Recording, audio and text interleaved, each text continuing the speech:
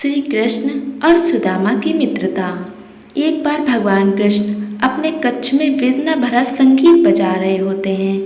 उनकी यह वेदना भरा संगीत सुनकर रुक्मिणी जग जाती हैं और वह भगवान के कच्छ में आकर भगवान से पूछती हैं, हे दीनानाथ, हे कृपानिधान, आज आप अपनी मधुर बांसुरी की जगह यह इतना दुखद संगीत क्यों बजा रहे हैं। तब भगवान बोले, रुक्मिणी, बचपन में हमारा एक मित्र था जिसका नाम सुदामा। आज वह काफ़ी दरिद्र है और मैं चाह कर भी उसकी सहायता नहीं कर सकता। यह सुनकर रुक्मिणी हैरान रह जाती है और पूछती हैं कि सृष्टि रचने वाले को कैसी विवशता। तब भगवान कहते हैं, रुक्मिणी, जब तक वह न चाहे मैं उसकी सहायता नहीं कर सकता। वह मुझसे कुछ नहीं मांगता, फिर मैं कैसे दूँ। यदि वो मुझसे सहायता मांगने के विषय में सोचे भी तो मैं उसे त्रिलोक भेंट कर दूँ। तब रुक्मिणी कहती हैं, हे प्रभु, ऐसा कितना दरिद्र है आपका मित्र। तब भगवान कहते हैं, देवी, तुम स्वयं ही देख लो। तब भगवान रुक्मिणी को दिखाते हैं सुदामा व उसकी पत्नी वसुंधरा एक साथ बैठे होते हैं। तब उनका पुत्र वहाँ आ जाता है और कहता है, खीर दो ना माँ। यह सुनकर वसुंधरा घबरा जाती है क्योंकि घर में खाने को कुछ नहीं होता था, पीने को बस एक लोटा पानी था। अब अपने पुत्र को दे तो क्या दे। तब वसुंधरा कहती है कि पुत्र, अभी तुम सो जाओ, कल बनाऊंगी। तो पुत्र सो जाता है। फिर सुदामा वसुंधरा से पूछते हैं, कह तो दिया है पर लाएंगे कहाँ से। इतनी दरिद्रता में हम खीर के लिए एक चावल तक नहीं ला सकते, पूरी खीर कहाँ से लाएं। तब सुदामा बोले कि भिक्षा मांगकर गुजारा करते हैं, कोई यजमान तो होगा जो खीर दे दे। तब वसुंधरा कहती हैं कि आप तो बस 5 घरों में भिक्षा लेने जाते हैं, तो आप खीर कैसे लाएंगे। तब सुदामा कहते हैं कि शास्त्रों में बस 5 घरों से ही भिक्षा लेने का विधान है, उन्होंने जितना दिया उतना ही सही। फिर एक आस के साथ सुदामा व उसकी पत्नी वसुंधरा सो जाते हैं। अब सुदामा जाग उठा तो वह भिक्षा मांगने के लिए निकल पड़ा। सुदामा अपने कर्मों का दंड भोग रहा था, इसलिए जब उसने भिक्षा मांगना प्रारंभ किया तब शुरू के 4 घरों में तो उसे भिक्षा ही नहीं मिली। फिर वह 5वें घर में पहुंचा। उसे कहीं न कहीं यह आशा तो थी कि उसे 5वें घर में भिक्षा मिल जाएगी, पर उसे यह आशा नहीं थी कि बालक के लिए खीर मिल जाएगी। वह 5वें घर में जाता है और भिक्षा मांगता है। तब एक माताजी बाहर आती हैं। उनके हाथ में एक खीर का भगोना होता है। वह भगोना माताजी सुदामा को सौंपती हैं और कहती हैं, आज अपने पुत्र को खीर खिलाना और एक काम करो, पास वाले घर में चले जाओ, वहाँ पर तुम्हें एक नई मुफ्त में धोती मिल जाएगी। तब सुदामा उत्तर देते हैं कि माताजी, आज के 5 घर पूर्ण हो गए, अब मैं 6वें घर में नहीं जा सकता। तब माताजी कहती हैं, ठीक है ब्राह्मण देवता, जैसी आपकी मर्जी। सुदामा प्रसन्न हुए और वह आगे बढ़ने लगे।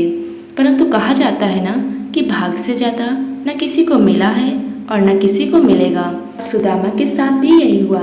जब सुदामा आगे बढ़ रहे थे तब उनकी ओर एक अनियंत्रित घोड़े की टक्कर हो गई, जिसके कारण सुदामा के हाथ से खीर का भगोना गिर गया और वह खीर कुत्ते ने चाट ली। यह था भाग्य का खेल। सुदामा अब अगले दिन भिक्षा के लिए निकल पड़े। सुदामा पहले घर में जाते हैं और वहाँ पर भिक्षा मांगते हैं। तभी कोई शख्स पालकी में सवार हो रहा था। जब उसने सुदामा को देखा तो वह वहाँ रुक गया और उसका नाम था चक्रधर, जो कि सुदामा का मित्र था। जब चक्रधर ने सुदामा को देखा तो उसने अपनी पालकी रोक दी और सुदामा को प्रेमजनक भाव में मित्र कहकर पुकारा। तब सुदामा पीछे मुड़े और वह भी चक्रधर को देखकर अति प्रसन्न हुए। सुदामा बोले, चक्रधर, तुम्हें पालकी में देख अति प्रसन्नता हुई। तब चक्रधर बोले, और तुम्हें इस दशा में देख बिल्कुल भी प्रसन्नता नहीं हुई। तब सुदामा बोले कि यह तो मेरे कर्मों का फल है। तब चक्रधर ने कहा, तुम मेरे साथ चलो राजा के दरबार में और उसकी झूठी प्रसन्नता करो, वह खुश होकर तुम्हें अवश्य धन देगा। मैंने इतना धन वहीं से कमाया है। तब सुदामा बोले कि चक्रधर, तुम एक ब्राह्मण हो और ब्राह्मण का कर्तव्य राजा को सही राह दिखाना है, न कि उसकी झूठी प्रशंसा करने का। तब चक्रधर बोले कि तुम ये कैसी विचित्र जैसी बातें करते हो। चलो मेरे साथ उस राजा के दरबार में चलो। सुदामा दरिद्र अवश्य थे, पर अपने सिद्धांतों के भी पक्के थे।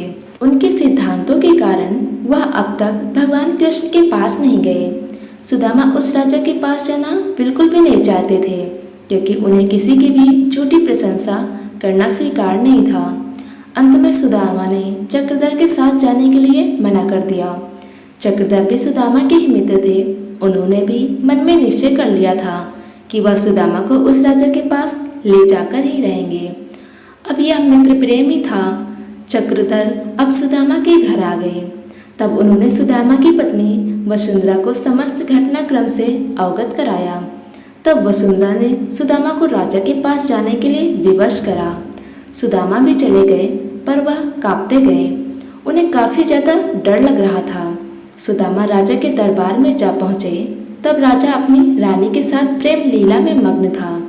चक्रधर ने राजा की प्रशंसा में झूठा काव्य पाठ किया।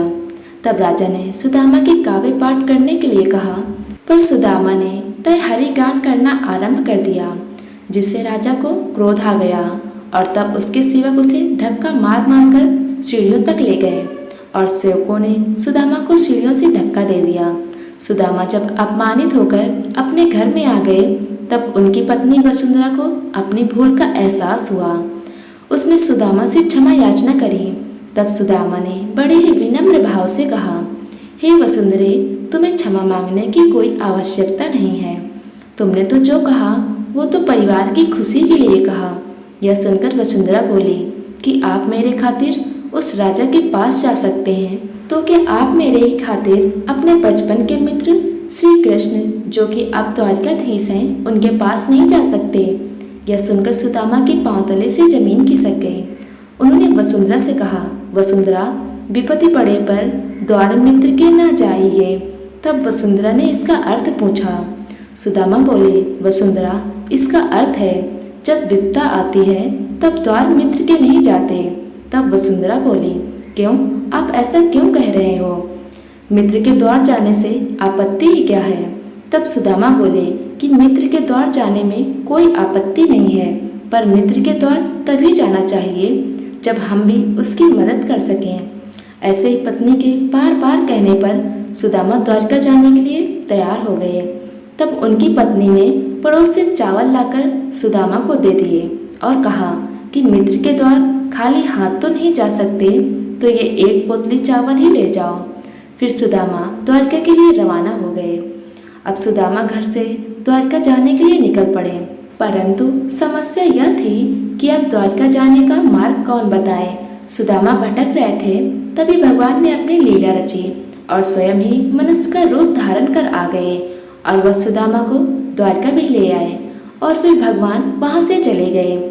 सुदामा द्वारका तो पहुंच गए, परंतु अब विडंबना थी कि राजभवन तक कैसे जाया जाए। वह नगरी माया से भरपूर थी, और हो भी क्यों ना वह स्वयं मायापति की नगरी थी, तो उसमें माया तो होनी ही थी। वहाँ कोई दरिद्र नहीं था, हर किसी के पास घर नहीं बल्कि बड़े बड़े महल थे, जिनमें से राजा का महल कौन सा है यह बताना अति कठिन था। तब सुदामा ने एक गांव वाले से द्वारकाधीश का पता पूछा। तब उस गांव वाले ने सुदामा की दशा देखी और कहने लगा, तुम्हें द्वारकाधीश से क्यों मिलना है? तब सुदामा कहते हैं कि द्वारकाधीश मेरे बचपन के मित्र हैं। तब गांव वाले ने सुदामा को विचित्र समझा और वह आगे बढ़ गया। हर कोई सुदामा पर हंसता था। तब भगवान ने लीला रची और सुदामा महल में आ गए। वहां पर उन्हें द्वारपालों ने रोक दिया। तब सुदामा की बार बार विनती करने पर कोई द्वारपाल भगवान के पास चला गया। भगवान कृष्ण अपने सिंहासन पर बैठे हुए थे। रानियां केश सज्जा कर रही होती हैं। तभी द्वारपाल भगवान के समक्ष आता है और कहता है, द्वारिकाधीश, द्वार पे कोई ब्राह्मण खड़ा है। तब कृष्ण कहते हैं कि ब्राह्मण को हमारे महल में आने के लिए अनुमति की आवश्यकता कब से पड़ने लगी? तब द्वारपाल बताता है, प्रभु, वह विचित्र भी लगता है। तब भगवान पूछते हैं कि तुम ऐसा कैसे कह सकते हो? तब द्वारपाल कहता है, प्रभु, वो अपने आप को आपका मित्र कहता है। तब भगवान कहते हैं कि द्वारपाल, तुम आधी अधूरी बातें कह रहे हो, तुम मुझे उसका उचित वर्णन दो। तब द्वारपाल कहता है, प्रभु उसकी धोती फटी हुई है, उसने तन पर कपड़ा नहीं पहन रखा और वह आपका धाम पूछते हुए अपना नाम सुदामा बता रहा है। सुदामा का नाम सुनते ही भगवान व्याकुल से हो उठे और वह बिना मुकुट व पादुकाएं पहने ही सुदामा से मिलने के लिए दौड़ पड़े। वह किसी की भी नहीं सुनते। वह इस प्रकार दौड़े जा रहे थे जैसे कोई हवा का झोंका हो। हर कोई यह दृश्य देख रहा था पर कोई समझ नहीं पा रहा था आखिर बिना मुकुट व बिना पादुका भगवान जा कहाँ रहे थे। भगवान की लीला किसी को समझ नहीं आ रही थी। कृष्ण कभी गिरते हैं तो कभी पड़ते हैं, कभी रुकते नहीं।